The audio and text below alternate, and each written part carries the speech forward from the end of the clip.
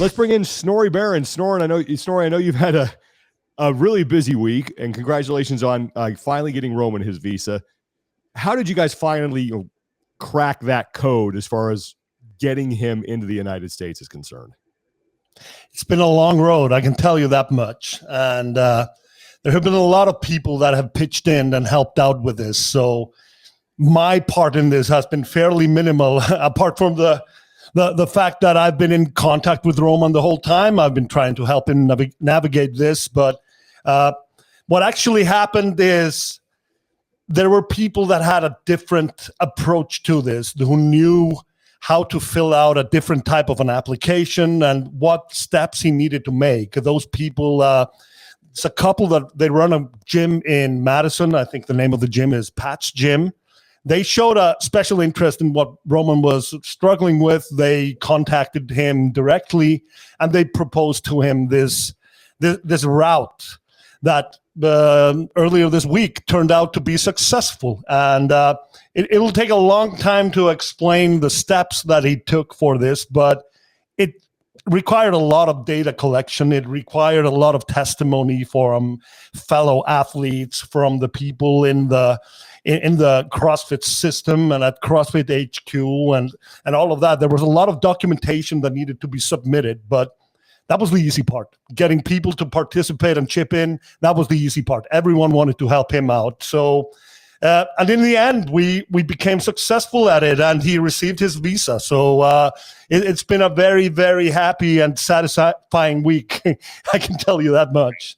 Yeah, I was going to say, you kind of touched on it there. I was going to ask what the general sentiment is amongst the Backlund management crew, amongst Roman, his inner circle, because I know this has been a long time coming and there's been steps taken, whether it's competitively to get more of a resume out there, and to finally have that stamp on your visa has to be just an absolute thrilling experience because of the family approach that I know that you take with your clients. Yeah, I mean, I've been emotional for a few weeks about this, and I'll probably break down in tears here if you push me too much. But it means literally everything. It means a lot to the sport as well, and you guys have covered it already.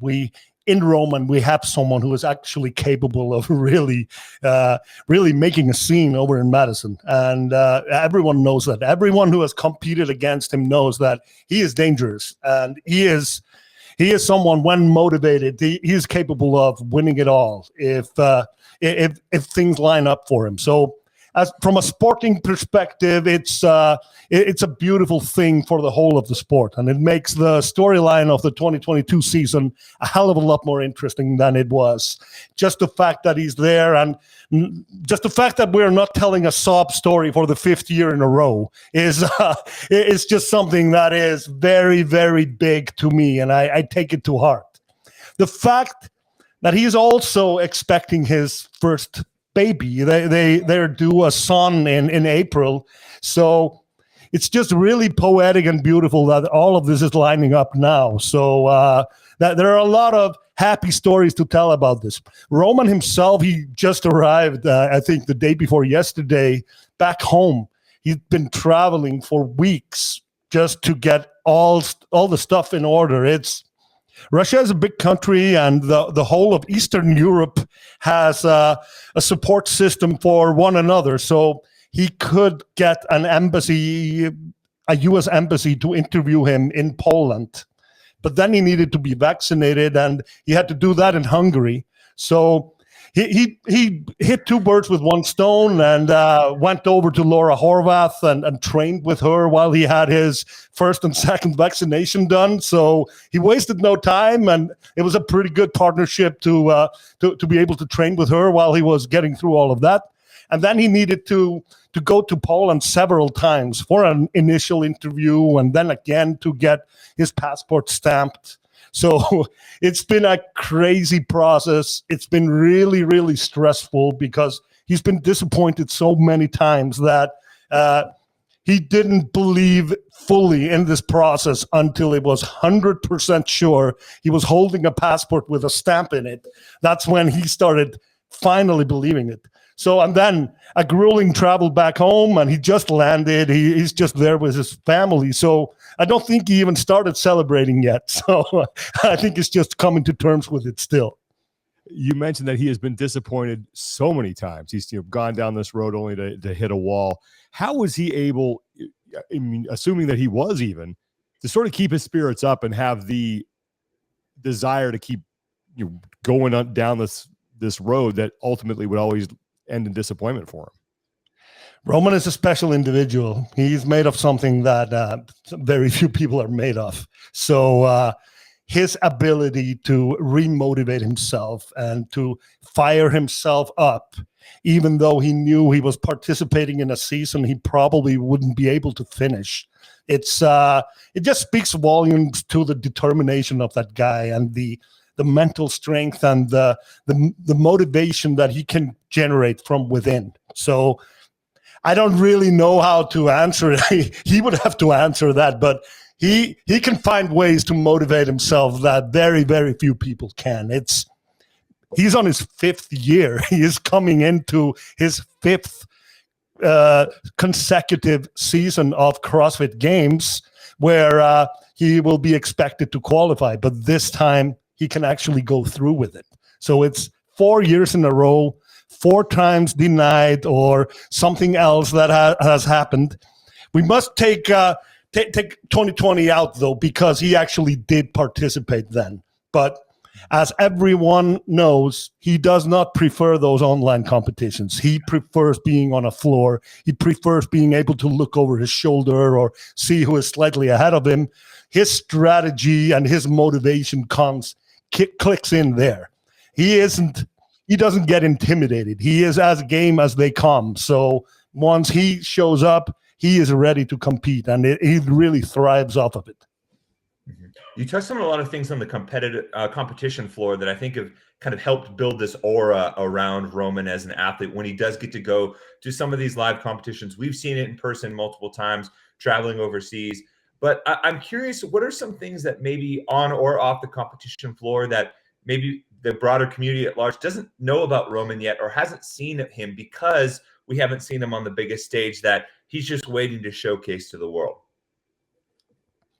I think as an athlete, anyone who has been following him, they know pretty much what he is about. It's his competitive edge, his strengths as a CrossFit athlete, his endurance and all of that. I don't think many people who have paid an interest to Roman need any more introduction to that. We all know he is a phenomenal athlete, and he has been growing in strength. He's been focusing on his strength now, but he's still got that engine and he's still got that tenacity. So those are all things that we can expect to see. What we maybe don't know is that because of the language barrier as well, he speaks very little English. And me, myself, being of another language, you're a different person in your own language or in the language that you're speaking, like English right now. So he is actually a really funny guy. He's got a lot of humor and he's got a lot of life in him. He can do some party tricks that no one can, and and the way he describes it, he spent a lot of time as a kid out on the street. So he was doing parkour, he was doing break dancing, he was doing those things that kids maybe in a different century did more of, where the kids were just outside playing and jumping and doing things. So that's his background, or his childhood was more like that. He didn't really, he isn't someone who grew up in a particular discipline or a particular sport and mastered it like we've seen so many gymnasts, for example, in CrossFit. That's not his. But in terms of doing somersaults or doing crazy jumps or whatever like that, he is really, really capable at it. And if you scroll down his Instagram feed, you will every now and then see him doing something completely crazy. And I think you guys remember his breakdance moves from the Filthy 150. Yeah. That was, please bear in mind, this was right after a 3-day competition. And he was pretty sore. Imagine how cool of a move he can pull when he is fresh. Oh, man. What do you think that this has done for his level of motivation now, knowing that if he takes care of business and he does everything he needs to do, that he is indeed going to the games? Whereas in the past, as you said, he would start a season thinking, hey, I'm going to get as far as I can and probably not going to make it to Madison. Yeah, he's not going to panic. I can promise you that. He's not going to have a dip in performance now that he finally got it. He'll come guns blazing. That's what I can promise you. He'll be even more motivated than ever because now he has his eyes set on the grand prize. Now he knows that if everything aligns for him, he could be walking away with something really, really big. And the added motivation of becoming a father for the first time and all of that, I think all of this will just play into him being as fired up as he possibly can be.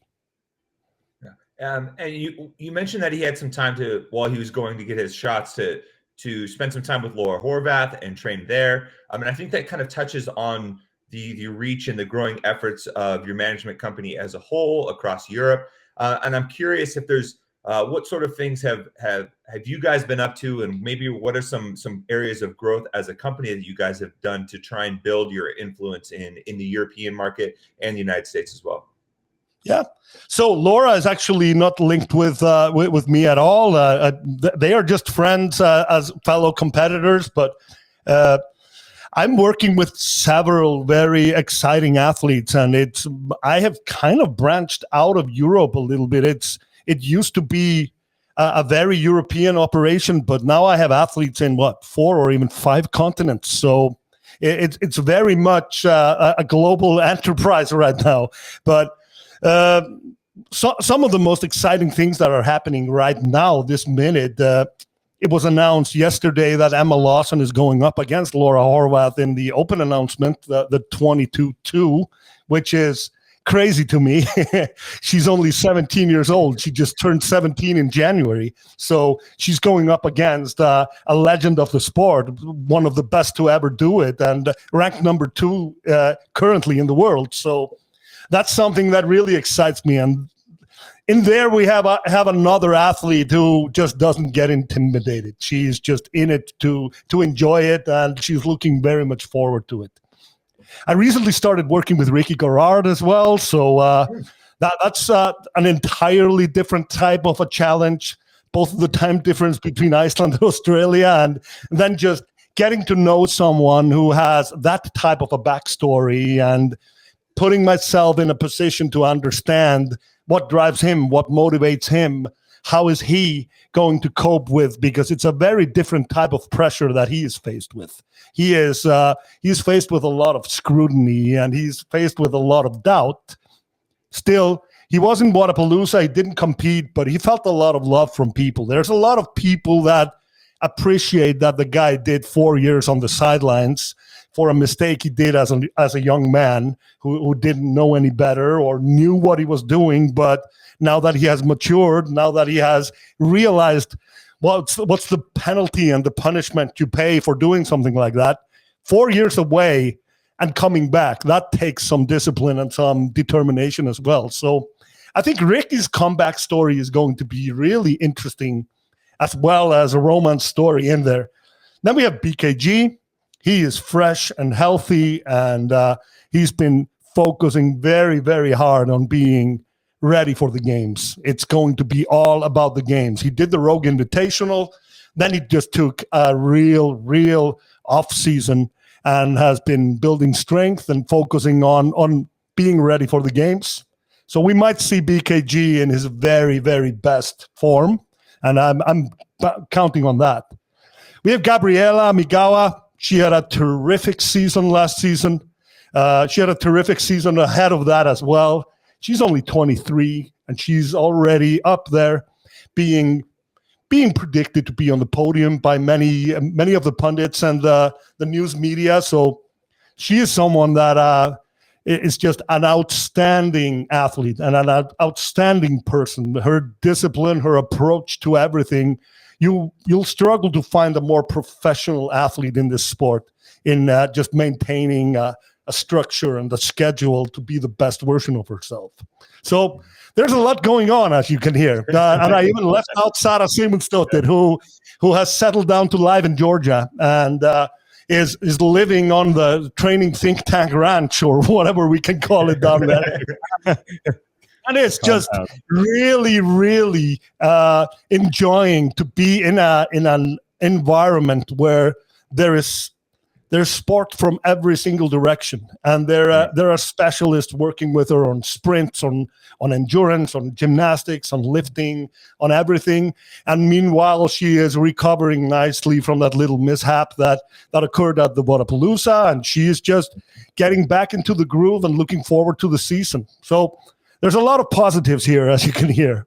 Yeah. Going back to Ricky Garrard, we talked to Justin Kotler about this and what caused him to ultimately make the decision to say, okay, yes, I'm on board with him and I want to bring him in.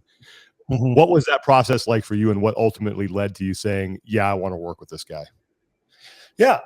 First off, me and Justin get along really well. We had dinner in Dubai at the Dubai CrossFit Championship. It wasn't about Ricky, but of course we spoke a lot about Ricky. But we were just shooting the shit and discussing things. But it planted a seed in my mind that maybe me and Ricky would be a good fit, especially because he's with Justin as well, who is someone who I greatly admire and respect. And if he had done the due diligence on Ricky, and he had already been working with him for 8 months, then I'm sure that there are very good reasons for that. On a personal level, I'm someone who struggled as a young man myself. I struggled with addiction. I struggled with all kinds of bad shit, and I went into rehab, and I burnt a lot of bridges. And there were people that picked me up. There were people that believed in me when I had closed a lot of doors and didn't have as many chances. So that's also something that it's within me, that I have a feel for wanting to help someone out in a way that I can do. It's also a calling that I see someone that I of course want to believe that he is in it for the right reasons, and I very much do. And I wouldn't have taken him on unless I was convinced that was the case. But this is one of the personal elements to me to pay it forward that I was once helped to. Yeah, and touching on that a little bit, because there is a personal element behind the work that you do with all of your athletes. I've seen it in person, and all the ups and downs, and sharing and all those emotions and the ebbs and flows that go into a season or with an athlete, whether it's in season or not, or at competitions. And I'm always curious, as a manager, how do you manage all of that? Because you're basically taking a piece of yourself, it seems like, and implanting it with the athlete to support them. And so you have to bring some of that emotion and all of that stuff back to you. And that can be a pretty tall task overall. Yeah, some asshole told me once that you should never develop feelings for the people you are representing. It's the stupidest thing I've ever heard. I develop very deep and great feelings for all the people that I'm working with. And it's, in a way, once we have reached that level of trust that is required so that we can work together, their goals have become my goals. So we are collaborating to reach a common goal. And from there, it's very easy to be motivated to go all in.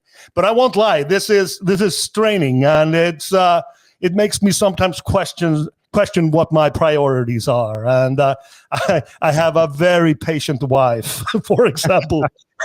She gets the worst version of me out of everyone, and she still remains with me. And I don't know how I do that, because I can't always be this happy. I've had a great week, but there will be weeks that will not be so great.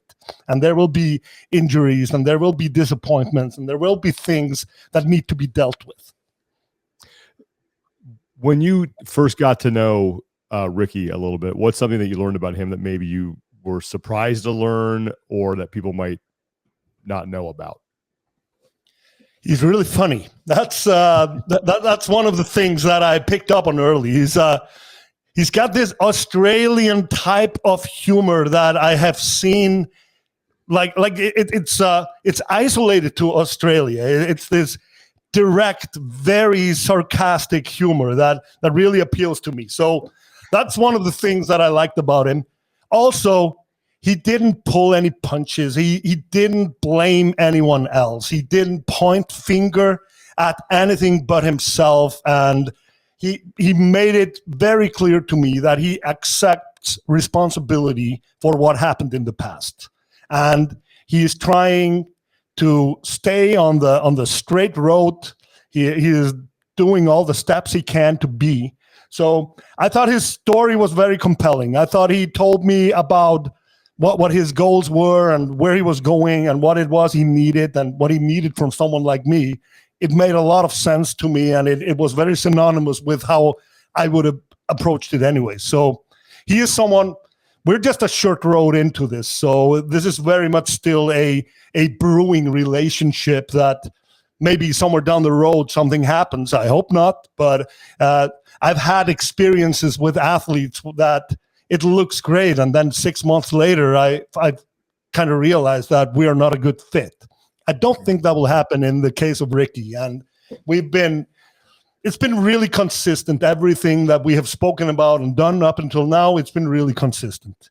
It's also been very pleasant that the market hasn't given up on him or turned their back on him. There are some really exciting brand partnerships that have been signed and that will be revealed shortly. So Ricky has a lot of steam right now. There's a lot of positive vibes coming his way, and it's down to him to use it, because he's got a great coach, really good coach, and a really personable coach who has an approach that I feel is kind of like mine, where he comes in as the big brother or the father figure into their lives and accepts responsibility for more things than just coaching.